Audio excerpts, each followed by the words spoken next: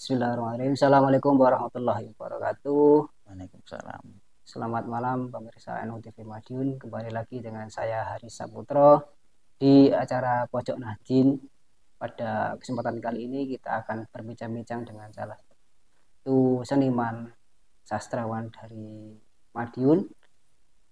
Langsung saja kita sambut beliau Mas Fileski Fileski. atau nama lengkapnya Walida Tanjung Fileski. Walida Tanjung Files. Oh ya, Fileski. Ya. Fileski itu nama. Fileski itu nama pena. Oh, ya. Nama. Bisa dijelaskan kok namanya unik gitu? Ketika itu saya pernah awal menulis pakai nama Files, gitu kan. Unik memang. Tapi begitu biasanya kan publikasi mungkin di media atau orang ingin mencari buku saya dengan mengketik nama Files, yang keluar bukan saya. Jadi yang keluar itu file itu, jadi produk-produk tentang file itu atau komputer lah gitu. Jadi wah ini sepertinya harus ganti ini. Akhirnya saya suka baca karya-karya sastra dari Barat gitu juga. Kan kalau dari Rusia itu ada Brotowski, Stanislavski gitu. Jadi wah ini kayaknya menarik kalau ada skinya di belakang. Saya pakai Fileski. Dan dengan begitu, insya Allah cari saya di referensi googling misalnya, itu sangat mudah. Ketik Fileski udah muncul semua, baik buku, mungkin perform, YouTube, dan segala macamnya. Kalau kata Files sendiri dari orang tua itu Files itu dari orang tua. Jadi Files itu kan bahasa Inggris. yang file tadi. Ya file, ya artinya memang file. Jadi walida itu bahasa Arab. Ya. Walida ya. Ya. Orang tua atau apa? Ya orang tua ya. Terus Tanjung itu bahasa Indonesia yang artinya lebih menonjol ke laut ya. Terus Files itu. Jadi kalau kita simpulkan ini karena orang tua nggak mau menjawab ya ketika ditanya.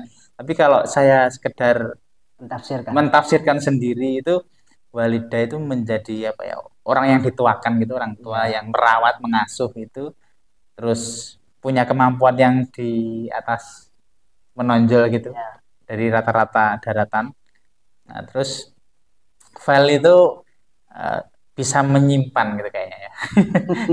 Entah itu rahasia ataupun ya sesuatu yang dianggap pusaka mungkin. Entah ini masih saya cari. Yang dimaksudkan orang tua saya tentang file ini ya. Iya, berarti sama Kak. Saya namakan Haris itu artinya penjaga. Oh, penjaga juga ya. Saya dijuluki Haris Almarma, penjaga gawang. Sama guru saya dulu Haris Almarma. Iya, penjaga ya. Nah ini kan dulu saya pertama kali satu proyek atau kenal dengan Mas Files itu pas kami di NU ada acara Sarasian peringatan Hari Lahir Pancasila, kalau Mas Files masih ingat dulu ya. Mas Files penampilan puisi ya, musikalisasi ya. Itu jadi Mas pertama kenal bermusik gitu Pak. Bermusik ya. Alat musik pertama itu ya SD kelas 4 itu gitar ya. Itu pun karena keluarga saya termasuk yang menghindari musik. Maksudnya itu kayak nggak suka lah kalau anaknya itu dalam tanda kutip ngamen-ngamen. Ya dalam ada stereotipnya orang yang bermain gitar itu kan ke arah sana gitu ya. Bisa jadi itu pemahamannya kayak akhirnya sembunyi-sembunyi saya itu belajar gitar di tetangga sama saudara saya yang punya gitar. Agak jauh sih gitu. Mulai belajar gitar. Nabung itu saya beli gitar tapi nggak berani bawa ke rumah. Sampai nggak berani. Jadi saya titipkan gitu. Jadi seakan-akan itu punya saya tapi saya pinjam jadinya. Jadi kayak main di rumahnya orang gitu. Terus SMP main band. SD itu termasuk pinter saya itu sebenarnya. Dalam arti ranking lah. Begitu SMP itu kenal lebih dekat dengan musik, itu ngeband aja gitu. Sampai bisa dikatakan ranking akhir-akhir lah ya. Kalau masih sembunyi-sembunyi apa sudah menampakkan ke orang tua? Sudah sulit diomongi lah, istilahnya sudah sulit dikandani. Kalau dibilang orang tua itu kayak gitu, jadi ada nakal-nakalnya. Wis pulang itu udah nggak tahu waktu gitu, karena musik gitu, ngeband sama teman-teman. Kemudian SMA tambah lagi teater. Jadi tapi alhamdulillahnya saya itu SMA ikut OSIS, jadi masih terkontrol dengan anak-anak yang apa ya, anak OSIS kan gitu ya, Iya, agak tertata lah ya iya. dibandingkan anak band, anak teater gitu. Jadi masih imbang. Jadi akademis agak lumayan dibanding SMP, tapi juga kegiatan lebih padat lagi karena saya ikut teater sama musik gitu. Terus ini yang ditanyakan baru awal tuh. Iya. Nanti kalau cerita terus gimana? Awal aja dulu. Oh, enggak apa. Tadi kalau awal-awal tadi kan masih SD itu yang dikulik apa ketika awal-awal itu. Kalau zaman saya kan mungkin lagunya Peter Pan yang dang dang dang Oh dang iya. itu. Kalau Peter Pan itu saya sudah SMP, SMA, itu SMP ya. SMP sama SMA. Tuh, itu Peter Pan hits-hitsnya itu. SD masih ini Kela, Kukla Project Kela ya. Project gitu. Aku lagu-lagu itu, lagu-lagu Kela.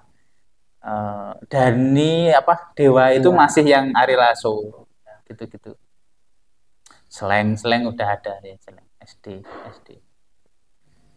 Dari situ berlanjut ada keinginan untuk belajar musik dalam tanda kutip untuk apa di institut atau ke pendidikan itu ada. Untuk pendidikan formal ke musik, jadi setelah ceritanya itu setelah saya lulus SMA, saya pengen sih ke mendalami kesenian.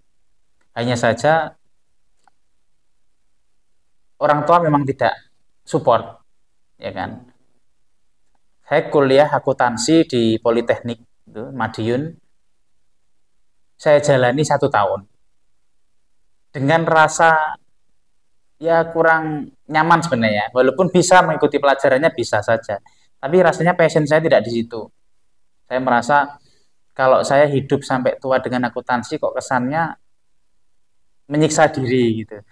Sehingga oke, saya putuskan kayaknya tetap berkesenian dengan mengajar apa yang namanya ekstrakurikuler kesenian. Jadi di samping kuliah saya ngajar di sekolah-sekolah itu, eskul, ngajar teater, ngajar musik, dan suatu saat ada edaran dari Pemprov Jatim itu memberikan peluang beasiswa kuliah gratis buat guru dan pelatih di sekolah yang mengajar seni tapi tidak punya ijazah kesenian atau seni tadi. Hmm, Wah, ini saya menarik ini. Waktu itu berkasnya honorer istilahnya, istilahnya iya. SK kepala sekolah aja bisa. Jadi syaratnya itu sangat mudah. Itu kebetulan syaratnya sangat mudah.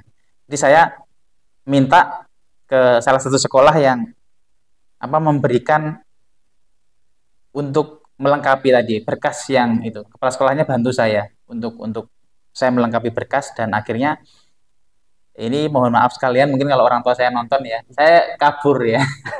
Saya dari Aku akuntansi tadi. ya meninggalkan kuliah yang di Politeknik tadi. Tuh. Saya ke Surabaya kuliah di kampus yang bernama Sekolah Tinggi Kesenian Wilpatikta Surabaya. Nah, karena saya merasa senang teater, tapi juga senang musik. Akhirnya saya memutuskan untuk mengambil istilahnya itu program pendidikan teater. Jadi sebenarnya saya itu lulusannya teater. Hmm, Walaupun dikenalnya mungkin musik ya, main biola apa iya. gitu. Itu saya lebih ke teater. Karena saya suka nulis sastra, suka nulis naskah juga, suka teater, suka.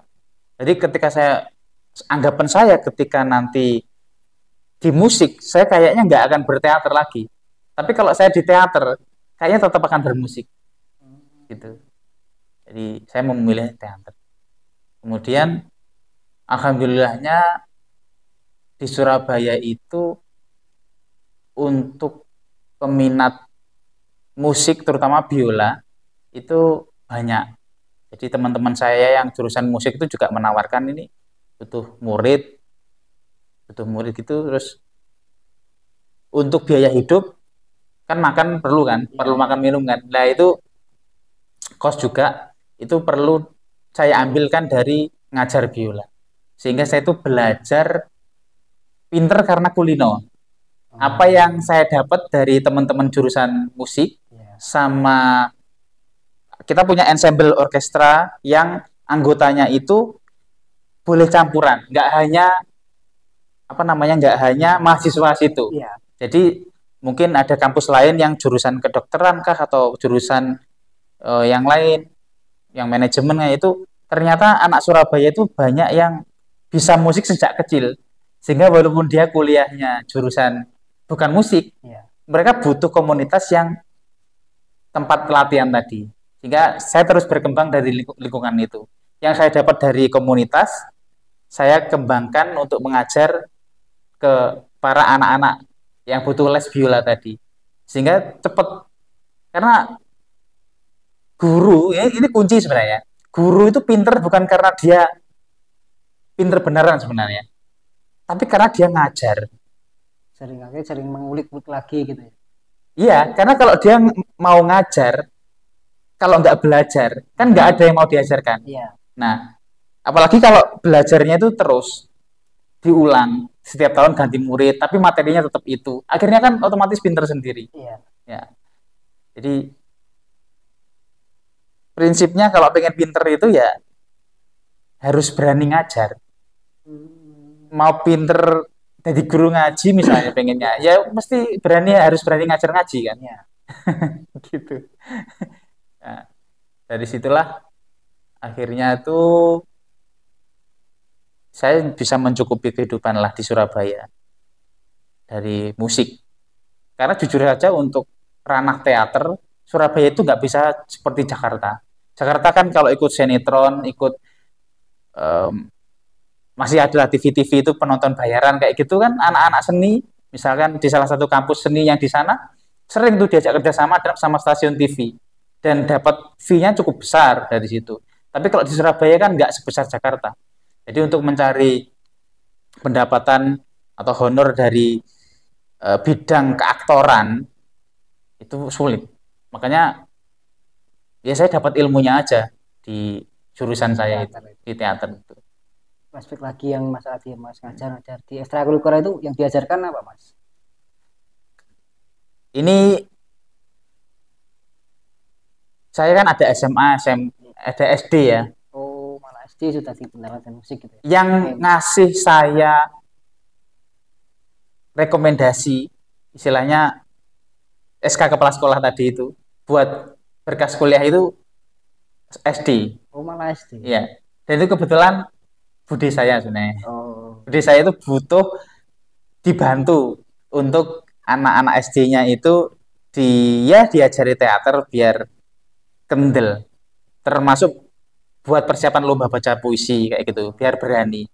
Kan masih dekat tau itu antara baca puisi sastra, walaupun itu sastra, tapi baca puisi itu teater banget sebenarnya, karena metode olah vokal, metode gestur itu materi teater. Jadi nggak heran kalau orang yang bisa nulis puisi belum tentu bisa baca puisi. Gitu. Makanya anak-anak SD ini yang pengen apa istilahnya persiapan lomba baca puisi, bude saya tadi sering minta bantuan saya. Dan ya ada progres lah ya, bisa menang gitu. Sehingga ketika saya apa istilahnya itu namanya ngerepoti di ACC untuk daftar itu. Ada perbedaan ya memang mengajar anak SD, SMP, SMA ya pasti ada lah Pak. Kerumitan yang didapatkan itu. Ya, sekarang pun saya kan ngajar di SMA ya. Dulu bantu ya teman saya itu apa namanya pelatih intinya di SMA itu, terus saya bantu. Biasanya bantu di musik, lebih ke musiknya kalau di SMA. Nah, kerumitannya kalau SMA itu lebih kompleks. Problem mereka kan remaja ya. Remaja itu sudah mengenal banyak dimensi, udah nggak lagi sederhana seperti anak-anak. Jadi konflik cinta, terus apa konflik-konflik dalam komunitas yang misalkan cemburu itu wah sangat merepotkan gitu. Kadang kita harus profesional nih latihan nih, proses nih ya, garap dengan target deadline misalkan bulan depan atau 2 bulan kemudian harus pentas itu. Kalau antar person ini cinlok lah terus ribut, nah itu yang wah pelik itu pelik lah ya. Iya. Itu problemnya. Tapi kalau masalah teknis, anak SMA itu lebih mudah dikendalikan dalam arti materi itu lebih mudah kan mereka udah Jawa, Iya. bahasa Jawanya wis Jawa. Gini notasinya gini misalnya untuk musiknya udah bisa jalan. Oh, terus diajari misalkan gestur ataupun blockingnya itu paham mudah. Kalau anak kecil kan enggak, lari sana lari sini kayak gitu. Jadi Iya. punya kerumitan sendiri-sendiri. Gitu. Menghandle pun juga ada cara sendiri-sendiri akhirnya kan ya. Untuk apa? Menghandle-nya. Iya. Jadi anak-anak itu lebih diajak bermain ya. Oh. Jadi akhirnya teater buat fun lah. Fun. Teater anak itu kita seperti dolanan bocah gitu. Berarti jenis-jenis teater yang buat anak, kita jangan memaksakan realis yang serius seperti naskah-naskah yang berat, misalkan karyanya W.S. Rendra atau karya-karya Putu Wijaya gitu, jangan. Nanti malah mereka wah tersiksa sekali ya. Iya. Jadi lebih baik untuk anak-anak SD itu usahakan bikin naskah sendiri yang tokohnya itu kita ambil dari mereka. Jadi kita ngamati si A, si B, si C itu karakternya itu seperti ini, kemudian kita buatkan. Terus pertunjukannya pun seperti anak dolanan. Oh. Mereka enjoy. Jadi seakan-akan itu nggak seperti pentas. Itu. Berarti naskahnya itu dibuat setelah mengetahui kondisi anaknya, bukan ada naskah misal dongeng si kancil gitu, bukan ya. Kalaupun dongeng kayak si kancil gitu, saya termasuk jarang sih, karena iya sih, saya lebih banyak itu untuk anak-anak kecil menyesuaikan mereka. Ya. Jadi ide itu, misalkan si kancil ini tentang tidak boleh mencuri misalnya, gitu kan? Ya esensinya saya ambil lah dari si kancil. Tapi tetap karakternya saya ambil dari anak-anak. Secara alur mirip sama namanya itu adaptasi gitu. Dari dongeng atau kisah yang saya baca, tapi untuk memaksakan anak jadi karakter murni seperti yang naskah yang aslinya itu terlalu berat. Khawatirnya malah nanti apa ya? Menyiksa menyiksa anak-anak gitu. Ya, balik lagi tadi kan Mas bilang itu kenalnya pas musik itu era-eranya Club Project, Dewa 19. Emang itu memang di kala itu yang lagi booming atau emang suka gitu Mas? Adanya itu. Jadi dulu itu zaman radio masih. Ya. Ngalami nggak Mas Haris? Ya, masih ngalami request di radio. Ya. Nah, itu saya tuh sampai SMA itu masih itu zaman-zaman itu. Jadi karena dulu itu radio itu benar-benar mendominasi. Jadi kita seleranya ikut radio. Gigi itu masih sangat boom. Gigi 90-an. Iya, Gigi itu. Jadi lagu-lagunya itu masih ikut tren. Jadi yang ikut misalnya trennya di radio apa, kita ikut itu. Oh, top party lah gitu ya. Iya. Sehingga kalau lagu itu ngetren, otomatis kita yang belajar gitar kan akan sering di request lagu itu. Jadinya mau nggak mau ya harus belajar lagu itu. Dan kalau kita mau belajar musik itu biar cepat bisa, memang kuncinya itu harus lagu yang kita suka. Atau kita itu benar-benar ingin bisa. Gitu. Saya pun sampai sekarang kan masih ngajar biola. Tetap saya ajarin musik klasik ya untuk basic, tapi tetap saya tawarkan pengen lagu apa yang kamu suka. Karena biar cepat bisa. Kalau hanya pakem musik klasik misalnya, kebanyakan tuh putus Mas, nggak mau lanjut. Karena dia tuh pengennya yang ya gitu, lihat YouTube, terus kok keren ya main lagu pop apa gitu, dia pengen lagu itu. Ya udah pelajari ini, saya ajarin dulu nanti biar cepat bisa. Kuncinya menyukai lagu yang kita dengar, kemudian praktek untuk dimainkan itu cepat bisa. Berarti Mas Firasy juga mengikuti tren musik sekarang gitu. Mau mendengarkan musik sekarang gitu. Nah itu ini alasannya juga. Ini menarik ini. Kenapa pilihan instrumen saya itu selalu yang melodis? Saksofon, biola, klarinet, kayak gitu-gitu. Kenapa? Karena ketika teman saya itu ngajak job ya. Itu saya nggak perlu tahu detail lagunya, chordnya, itu bisa langsung ikut. Kan instrumen pemanis tuh itu. Iya. Ya, jadi mengisi gitu. Itu bagi saya kalau megang instrumen yang inti lah, istilahnya bass, keyboard, gitar mungkin agak dibuat improvisasi masih bisa ya kalau ada bass dan keyboardnya. Tapi kalau keyboard itu dia harus update ya, lagu baru harus tahu chord ya. Kalau enggak ya mati kutu di atas panggung dia. Gitu. Makanya saya nggak milih instrumen itu. Walaupun saya memang ya bisa saya. Tapi untuk selalu update lagu-lagu baru, nah itu yang saya nggak sanggup. Di samping ngajar kan kurikulumnya ini kan ya harus belajar terus ini kan, Iya. guru belajar ini. Terus apalagi saya kan harus nulis juga. Saya senang nulis buku sastra, puisi, cerpen gitu. Itu menyita waktu juga.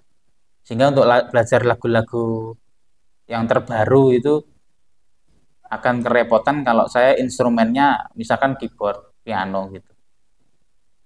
Berarti setelah berpengalaman sampai menitik musik itu pernah nggak menciptakan lagu atau menciptakan karya tentang musik, Mas? Gimana maksudnya?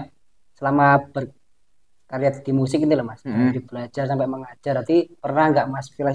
Ya pasti pernah lah. Menciptakan ya? Karya. Ya, kalau menciptakan mungkin udah di atas 30 yang sudah saya rekam dan saya upload. Karena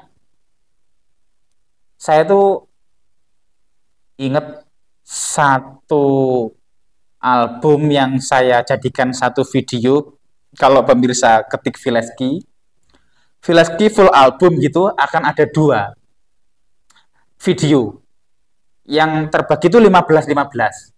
Berarti kan lebih dari 30. Iya. Ya, karena selain itu saya juga sering ngupload video. Bukan sering ya, ada video-video yang per lagu di luar yang 30 tadi. Kenapa kok 30?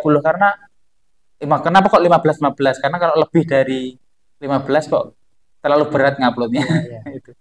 Kan durasinya udah di atas 1 jam itu. Jadi itu yang sudah saya rekam. Kalau yang belum saya rekam ya mungkin ya nggak ngitung ya Mas ya, banyak ya. Biasanya bertemakan tentang apa, Mas, lagu-lagunya itu? Seperti yang Mas Haris tadi bahas tentang musikalisasi puisi, Iya. itu tergantung tema puisinya. Terus kalau lagu murni itu ya tergantung dari inspirasi ya. Cinta ya, karena buat saya cinta itu tema yang tidak akan ada usangnya ya. Akan terus tema tentang kemanusiaan, tentang alam yang kerusakan hutan misalnya, kayak pencemaran lingkungan saya juga bikin kayak gitu. Jadi saya itu sebenarnya berharap di Madiun terutama ya, musisi apalagi India independen kayak gitu itu akan hidup ketika bersinggungan dengan aktivis dalam arti mungkin kemanusiaan ataupun tentang alam. Karena kalau tidak, pemicu berkaryanya itu nggak ada. Jadi misalkan nih, efek rumah kaca gitu kan, Iya. dia bikin karya karena misalkan tentang musisi tidak percaya. Jadi ada momennya seseorang musisi itu berkarya dan merasa menjadi bagian dari kehidupan. Gitu. Nah di Madiun ini saya belum menemukan komunitas yang konsen di satu hal apa gitu, bidang atau tema tertentu yang mereka angkat sehingga menginspirasi saya untuk menulis gitu. Yang kemarin saya bawakan di Gus Dur acara Yang kemarin. Haul ya. Ya, itu kan temanya tentang Gus Dur. Hanya saja untuk memperingati Haul kan harus nunggu setahun. Iya. Jadi ibaratnya karya itu hanya saya bawakan setahun sekali. Momentum gitu ya. Momentum. Coba kalau misalkan ada pergerakan tentang alam kah, tentang apa namanya itu? Kampanye bukan politik ya, tapi lebih ke apalah sifatnya kemanusiaan ataupun lingkungan. Nah, itu kalaupun ada misalnya, saya akan ikut lah, ada dalam arti ikut aktif gitu. Karena saya termasuk mungkin katakan indie ya. Iya. Indie itu bergeraknya ya dari apa yang namanya pergerakan yang saling bersinergi dengan berbagai orang lintas disiplin keilmuan, gitu. Bidang juga. Di Bali ada yang namanya SID ya kan? Mereka kalau nggak ada problem kan nggak berkarya. bikin, iya nggak akan berkarya. Yes, kita ngomong aja Iwan Fals itu harusnya banyak berterima kasih pada Pak Harto mungkin ya. Ya kita bayangkan aja kalau Iwan Fals itu nggak ada Pak Harto mungkin. Iya. Mungkin nggak ada lagunya kayaknya. Ya, ya kan? Ya sekarang kan jujur aja Iwan Fals kayak nggak produksi kan sekarang ya. Iya. Ya, karena pemantiknya sudah nggak ada. Sekarang kan remastered kan. Nah, di album terbarunya ini. Ya diulang ya. Iya. Ya. Itu. Jadi begitulah intinya, Mas. Musisi atau berkarya itu butuh pemantik lagu. Karena lagu itu kan menggerakkan. Jadi butuh komunitas. Beda dengan sastra. Nulis buku ini saya nggak perlu komunitas sendiri di kamar. Saya mengamati sesuatu yang jauh, misalnya di Jakarta ada apa, di ini ada apa, iklim sosial budaya politiknya seperti apa, itu menginspirasi saya untuk menulis. Dan ini nggak perlu saya perform kan, bisa langsung tersebar. Tapi kalau musik enggak, kita perlu sebuah environment kan untuk ikut-ikut membara bersama tadi loh, ya kan? Itu bedanya. Ya. Ini pernyataan terakhir tentang musik. Setuju nggak Mas kalau statement gini? Lagu itu kalau nggak viral atau nggak isi listening itu kalau belum dikumpulkan. Kalau nggak isi listening, lagu kalau belum bisa dikatakan isi listening atau mencapai top viralnya itu kalau belum dikumpulkan kan. Sekarang kan trennya gitu, kalau sudah dikumpul berarti lagu ini enak didengar gitu. Ini bukan untuk mengkotak-kotakan tren genre musik gitu. Oke, saya juga salah satu rasa salut saya kepada teman-teman, terutama di Madiun ini banyak ini yang sudah mulai produksi musik-musik dangdut ya, Jawa yang ya, terkenal juga viral ya. Itu memang dengan beat-beat yang harus enak buat goyang ya. Salah satunya tadi koplo tadi. Ya nggak apa-apa juga, itu pilihan ya, pilihan. Dan untuk mencapai apa yang namanya kenikmatan atau puisi dalam arti apa ya, orang harus terbiasa menikmati lagu itu baru kemudian bisa membuat sesuatu yang senikmat itu ya kan. Kita nggak mungkin bikin bakso enak kalau kita bukan penikmat bakso yang enak ya. Pasti berangkat dari penikmat. Nah, itu yang saya belum bisa menikmati untuk saat ini dangdut Jawa. Jadi kalau dengerin lagu-lagu saya ya lebih ke folk. Yang saya dengerin saat ini mungkin Payung Teduh kayak gitu, Payung Teduh, terus Pusakata kan sudah keluar. Pusakata ya, yang ambil project solo ya. Jadi folk lah. Saya itu lebih suka musik-musik sederhana. Kalau dulu ada Banda Naira itu kayak gitu-gitu. Terus sekarang ada Nadine Amiza kayak gitu-gitu. Nah, ya seperti itu yang saya suka, yang sederhana, yang karena suka sastra juga kali ya. Jadi yang musik itu nggak suka yang hingar-bingar gitu saya itu. Tapi sekali ngerock saya juga suka. Beberapa lagu saya yang saya rekam secara musik rock ya ada. Referensinya dari mana musik rock? Kalau musik rock luar itu saya pakai Linkin Park. Karena saya suka sequencer digital. Dikolaborasi sama distorsi. Itu saya seneng. Ada album, saya pernah punya band namanya Pepperland. Sekarang masih bisa dicari. Pepperland itu, tapi harus tahu judul lagunya ya. Itu yang Sahabatku. Terus ada lagi yang judulnya, saya lupa ya. Itu rock, genrenya rock. Rock, karena kiblatnya tadi referensinya lebih ke Linkin Park ya. waktu itu memang pensi-pensi cukup laku juga itu. Anu ya, apa ya? Belum ada TikTok sayangnya ya. Jadi kalau ada TikTok mungkin saya udah gak jadi guru kayak. Jadi itu kayak. Jadi ya musisi ini bener profesional di situ kayak. Tapi kan nggak menyesal kan di Enggak. di era apa di era dulu belum ada sosial media yang begitu sekarang ini. Saya dalam menjalani hidup ini kayak nggak pernah menyesal karena saya niatkan hidup saya itu untuk ngelampai lakon sing dikarepni Gusti ya. Jadi kalau jadi guru ya oke, jadi SN jadi guru oke saya jalani ya senang juga ketemu anak-anak ngajar dan saya belajar sama anak-anak juga.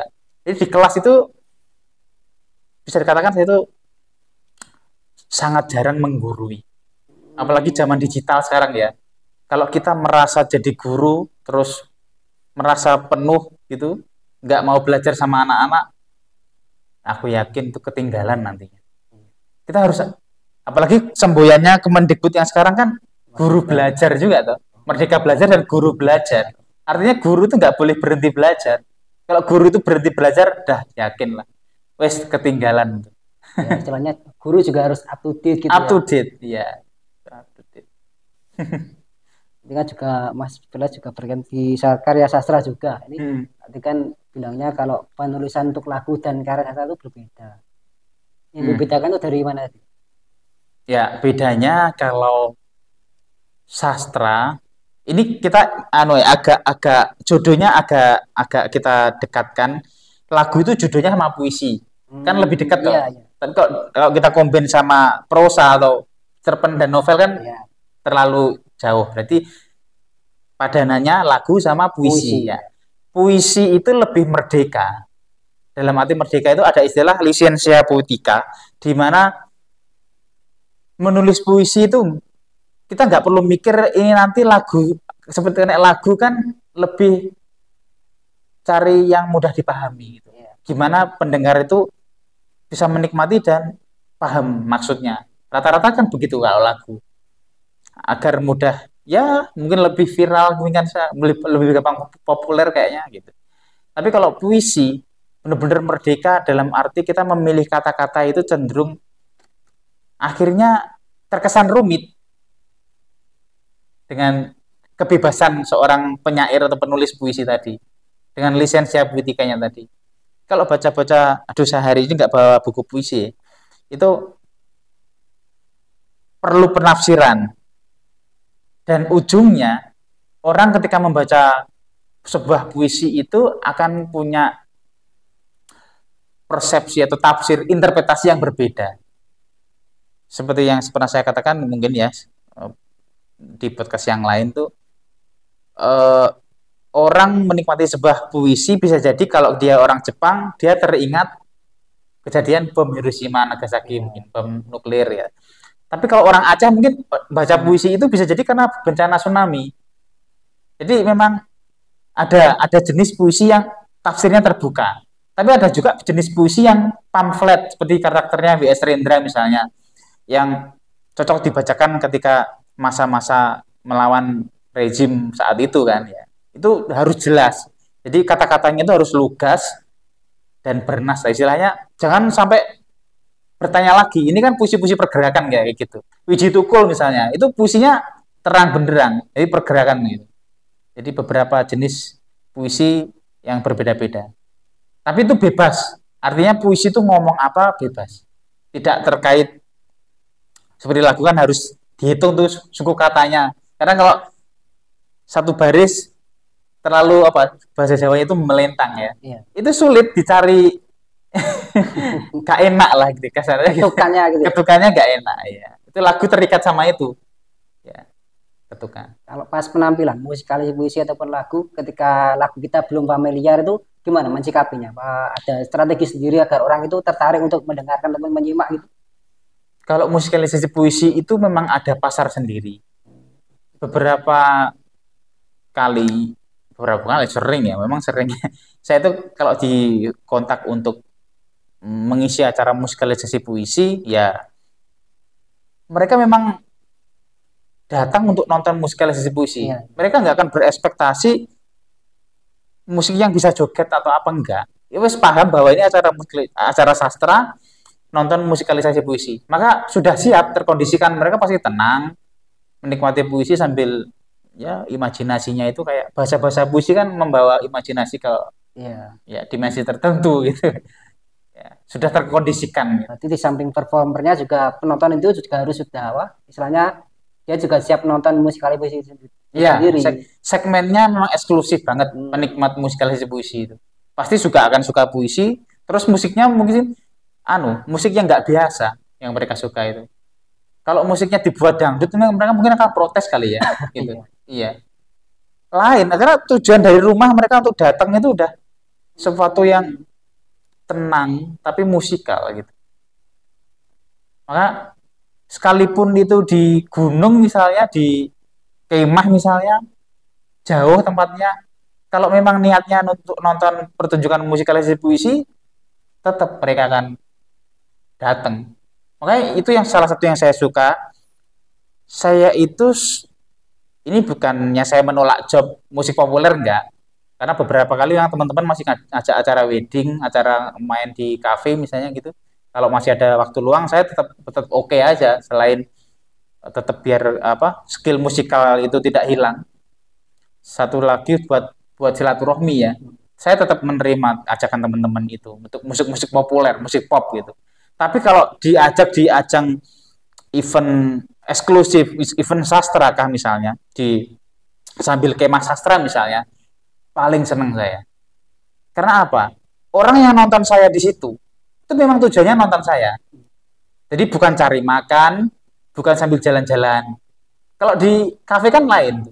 Dia ke situ kan bisa jadi karena ketemuan sama temen, sama pacar, sambil nonton saya perform. Ya kan lain. Jadi fokusnya bukan lagi perform, tapi lebih ke niatnya masing-masing. Personal. Ya. Tapi kalau acara yang eksklusif tadi, dia datang ke situ memang buat cari nonton itu. Nonton kita gitu. Jadi kalau skillnya biar gak hilang itu tiap hari apakah juga latihan apa selain mengajar? Jadi kan kalau mengajar pasti ada sering mengulang-ulang. Bagus ya, bagusnya tiap hari latihan mas. Tapi kalau latihan aja kan menjenuhkan. Makanya saya pasti kalau nggak ada job ngajak atau nge-WA teman buat ngajak jamming. Ya. Ayo jamming. Jamming itu biasanya anak-anak yang suka musik jazz gitu. Jadi nggak perlu latihan, tapi enjoy aja. Pernah tahu ya musik jazz ya? Ya itu improvisasi banget gitu. Saya suka. Itu untuk ngasah skill bagus itu. Kalau enggak ya nerima job, lumayan dapat honor sama tetap skillnya terasa. Ya. Itu. Ya, balik lagi ke mengajar sih mas. Kan mas mengajar di siswa SMA gitu ya. SMA. Akan ada statement apa? Kalau musik ini yang biasanya yang cepat menerima itu yang dominan otak kiri itu gimana mas? Kalau musik dominan otak kiri, ya. Kanan atau kiri? Kanan. Imajinasi musikal seni itu lebih ke kanan. Ya. Ya. Otak kiri itu lebih ke tatanan ya, bahasa, sistem logika, matematika gitu. Yang sistematis itu otak kiri. Tapi kalau imajinasi otak kanan, kan begitu mas. Gimana pertanyaannya gimana? Ya itu apakah maksudnya per kelas itu semuanya ikut kelas musik itu apa dibagi-bagi gitu? Kadang kan ada anak yang dia pengen nggak bisa musik sama sekali gitu loh. Wah ini menarik ini pertanyaannya Mas Haris buat teman-teman guru yang nonton mungkin bisa jadi inspirasi ya cara mengajar saya di sekolah. Sebut aja lah SMA 2 Madiun ya. Saya guru di SMA 2 Madiun itu dulu senior saya kebetulan orang seni rupa itu memang saya akui idealis sekali. Dengan idealisnya beliau ini membuat anak yang punya bakat di luar seni rupa semacam kurang terapresiasi. Ibarat dia sering lomba vokal atau lomba band di luar pelajaran, itu harusnya kan kalau bisa masuk rapot di pelajaran seni budaya, dia kan lebih terapresiasi. Nah, itu. Maka karena belajar dari senior, terus ketika saya jadi murid juga pernah mengalami tidak diapresiasi. saya main band dapat juara, tapi ternyata karena nggak bisa gambar ngelukis, tetap aja nilai kesenian saya ya nggak tinggi. Bukan jelek nggak, tapi ya anu lah, standar gitu. iya standar gitu. Harusnya kan kalau juara gitu kan bisa Ya. 95 atau 6 gitu, 96 gitu ke atas gitu. Jadi dari situ karena itu pengalaman pribadi, terus saya ngajar murid-murid yang punya bakat berprestasi di bidang seni apapun, selama itu masih seni ya, akan saya apresiasi di rapotnya. Saya nggak peduli, walaupun saya lebih banyak ngajar musik, tapi kalau dia memang juara di tari, atau juara di main teaternya misalkan, atau juara di bidang seni rupa, tetap saya apresiasi di rapotnya.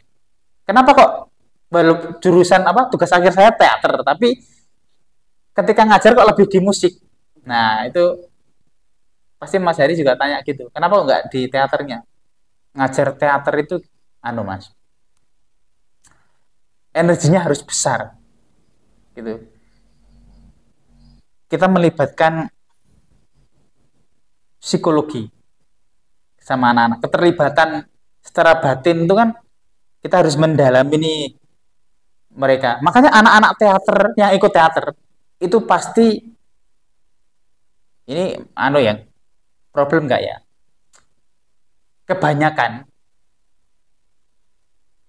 ini saya buka aja nggak masalah ya. Misalkan kalau mau marah-marah sama saya nggak apa-apa. Kebanyakan itu ada kekurangannya kasih sayang di keluarga. Sehingga dia dapatkan kasih sayang itu di komunitas teater. Jadi pelampiasannya ke ikut komunitas. Ya, karena komunitas teater itu memang sangat care, aware ya terhadap kejiwaan. Itu kayak solidaritasnya pasti kuat teater itu. Jadi orang anak-anak yang kurang nyaman di rumah itu pasti ikutnya banyak di teater dan akan lebih nyaman di luar rumah. Gitu. Itu cirinya. Kan teater itu ilmu jiwa soalnya. Mempelajari karakter manusia kan. Kita mau ngajarin naskah itu kan bener-bener tentang hati kan. Mendalami itu. Nah, itulah.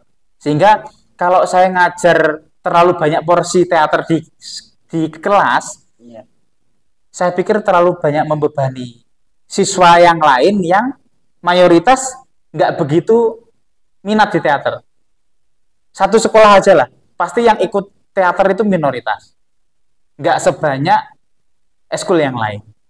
Walaupun ada sih, nggak semua sekolah begitu, tapi ada sekolah yang eskul teaternya mayoritas tuh ada. Tapi di Surabaya itu kan saya juga sempat tuh ikut ngajar-ngajar eskul. Itu minoritas. Termasuk UKM di kampus yang ada teaternya dibandingkan UKM yang lain, pasti UKM teater ini lebih sedikit. Tapi militansinya luar biasa. Ibaratnya sedikit tapi kayak solid banget gitu. Ya, gitu. Mungkin pernah ikut teater Mas Haris? Oh, enggak ya itu. Karena dari dulu lebih ke jurnalis. Jurnalis ya. Pasti ikut yang jurnalis atau yang lain gitu kan. Iya. Kan kayak orang gila gitu kan. Iya. Latihan vokal, bengak-bengok gitu. Ya, memang kalau bukan orang teater kayak aneh gitu. Itu Mas. Ya, makanya Mas Belas kan guru di SMA 2 itu tadi sempat kirim WA mau ada apa tadi? 12 besar guru SMA untuk ikut Salihara yang diadakan Kemendikbud itu apa Mas? Program apa itu Mas? Oh iya. Itu program apa namanya? Peta Sastra Kebangsaan. Itu udah diadakan tempatnya di Salihara itu sejak 2017 setahu saya. Itu memang ajang yang cukup bergengsi ya bagi kita yang tahu lah orang-orang penulis terutama atau sastra gitu bisa terlibat atau diundang di programnya Salihara itu sebuah capaian yang luar biasa bagi saya karena ya memang sulit. Terus mereka itu kalau menyeleksi itu ketat dalam arti sangat hati-hati sekali. Satu nama itu akan dipantau cukup lama gitu. gitu. Dalam arti secara produktivitasnya, terus ya bukan berarti saya sombong ya, tapi memang saya dari dulu pengen ikut itu gitu. Jadi akhirnya saya produktif nulis, upload posting di koran, karena ternyata manfaatnya medsos itu apa yang karya kita yang dimuat di koran itu ketika di-upload di media sosial itu juga termasuk menjadi portofolio kan. Nah, jadi bahan kualifikasi dipantau juga gitu sama lembaga-lembaga yang mau itu. Sehingga tahun 2023 ini saya dapat undangan. Awalnya itu telepon dulu, Mas. Jadi dari WA ditanya apakah masih, karena yang ini tahun ini sebenarnya khusus guru SMA. Karena judul undangannya itu dari Sabang sampai Merauke itu dipilih 12 guru SMA yang terpilih gitu. Artinya berarti yang tahun ini memang khusus guru SMA. Tidak terbuka lebar buat yang lain untuk program yang ini. Jadi saya dihubungi lewat Instagram salah satu tim untuk menanyakan apakah saya masih seorang guru gitu, apakah masih ngajar di sana dan segala macamnya, sampai tanya ya detail lah NIP segala macam gitu. Oke, habis itu telepon, lain hari itu telepon ya semacam wawancara ya gitu, telepon. Habis itu memang dijanjikan untuk ngirim undangan, tapi nggak serta-merta, masih ada rasa ini Mas, ya sih tahu orang gitu loh. Jangan-jangan akan ada email maaf atas pertimbangan apa terus nggak jadi kan ya, wah getun ya. Ternyata akhirnya dikirimlah tanggal berapa ini, tanggal 19 kemarin itu saya dapat undangan resmi dikirimkan. Baru dari situ saya lega karena ya udah oke lah, udah istilahnya fix lah untuk walaupun nanti acaranya masih tanggal berapa tadi kemarin, 26 atau 27 April ya gitu. Memang ajang-ajang semacam itu mereka cukup hati-hati ya. Salah satunya itu. Kalau ajang yang lain, pertemuan penyair ASEAN kayak gitu, dulu sebelum pandemi itu, bukan sebelum pandemi, sebelum ngajar di SMA, saya sering ke event luar negeri. Itu acara penyair serumpun misalnya. Namanya Pertemuan Penyair Nusantara. Itu. Kalau sekarang kan udah mengabdikan diri ya, istilahnya ASN lah ya. Jadi untuk terlalu mudah menerima undangan event sastra yang terlalu jauh itu masih pikir. Jadi mungkin nanti suatu saat nanti oke lah saya menerima kayak gitu. Jadi saya nggak enakin nanti kayak sombong, kayak menolak gitu ya. Bukan menolak, saya pengen diundang, tapi ya itulah waktunya, pilihan hidup ya, pilihan hidup. Saat ini saya kan termasuk baru kan ya, baru 2019, 2020, 2021, belum 5 tahun lah ya. Jadi oke lah, ini pilihan saya dan saya harus menahan diri dulu untuk itu. Untuk keliling-keliling gitu, event di luar negeri kayak gitu. Tapi kembali lagi ke Salihara sih, Mas. Dari 12 itu dipilih berapa? Apa emang 12 itu yang terpilih 12? Itu nanti di sana programnya gimana? Karena mereka, saya yakin ya, ini karena tertutup ya rekrutmennya. Itu dari Sabang sampai dari Sumatera sampai Papua, tentu kan yang diamati juga banyak mestinya. Dan kenapa harus orang-orang ini 12 ini kan, pastinya proses seleksinya juga sangat memperhitungkan itu. Makanya teman-teman dosen terutama yang mengampu sastra itu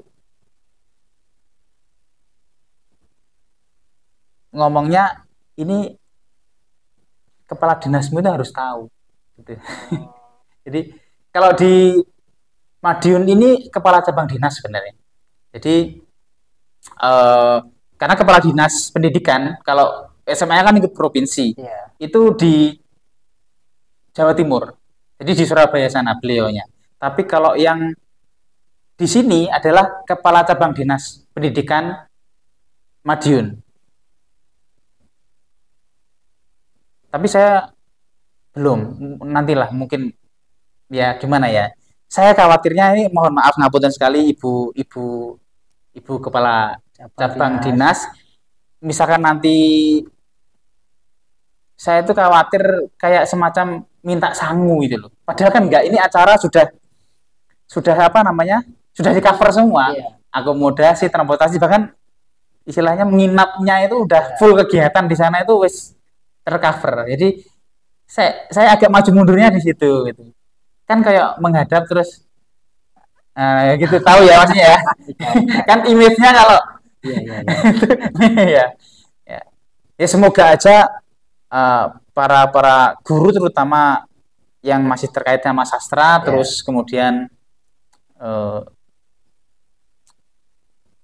tahulah ajang ini. Walaupun saya juga nggak memaksakan harus tahu ajang ini ya, tapi paling nggak kalau tahu kan yang dimaksud dengan teman-teman dosen ini, wah Madiun ini ada yang lolos di Salihara ya acara ini, ya angel loh kan gitu ya.